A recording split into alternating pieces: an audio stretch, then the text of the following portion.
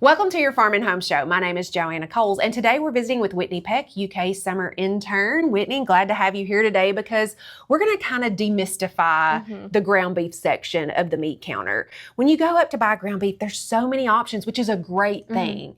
But if people aren't animal scientists, they might not understand all the differences in the ground beef. Yeah, like you said, there is a lot of options and it can be overwhelming, especially to the consumer when looking to buy different choices of ground beef. So there's mainly 3 different options. They're going to market to you organic, they're going to market to you as a Kroger brand, and then they're going to market to you as another brand. So mostly in Kroger stores, you're going to see Kentucky Cattlemen's ground beef, which is great for us Kentucky consumers because it's locally grown here in Kentucky and it's supporting Kentucky farmers.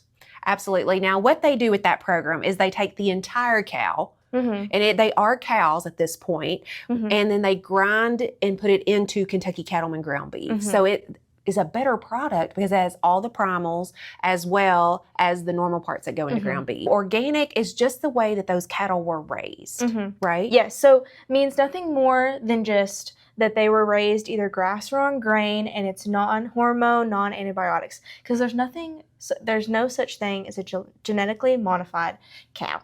So really, it's a marketing tactic that they're using. However, there is some different ways that you can finish beef cattle, grass or grain. And they use that as a marketing technique, but there is some flavor changes when coming into the difference between grain and grass, and it's just personal preference. Personally, I like the grain finish better than the grass finish, but it depends on the consumer. Yeah, but you have options. And that's the great thing about going into the grocery store to being able to purchase. And you know, you mentioned organic and the production practices. Those animals just are fed usually organic grains and organically grown grasses, where your grain finished, sometimes if it just says grain finished, they can be a variety of sources of where their grain's from.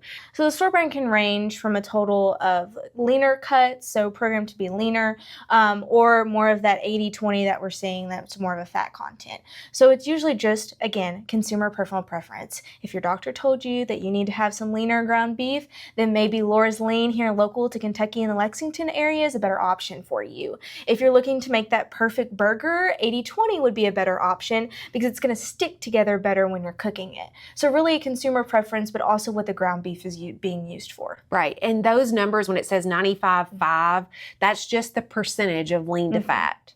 Yeah. And so if you're looking at it and you're thinking you're trying to be budget conscious, right?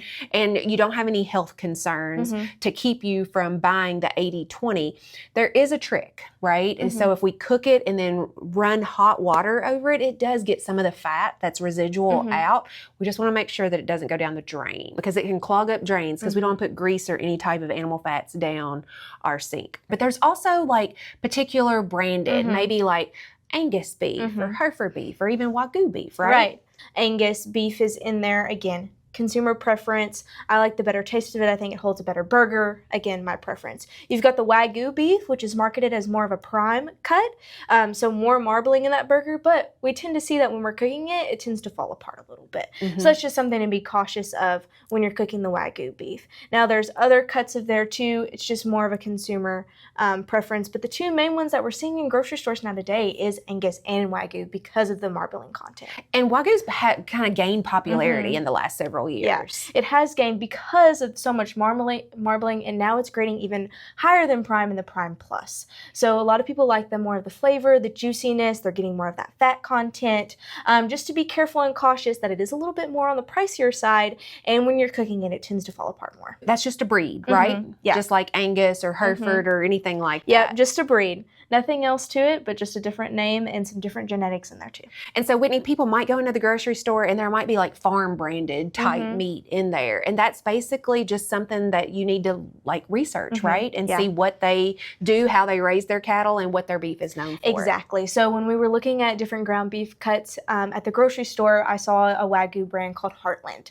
I went on their page and just did a couple Google searches, and usually a website will have their storyline and a way that you can trace back that cut. If you don't want to buy your beef in a grocery store, there's plenty of local farmers selling freezer beef at your farmer's market or maybe directly from their home. And so you can go to the local beef directory and find those people if you just want to see that farmer face to face. Of course, and I know that Kentucky Cattlemen's has an awesome directory too that shows different beef producers in your area and around the state that you can purchase from. And we appreciate you watching the Farm and Home Show. Have a great day.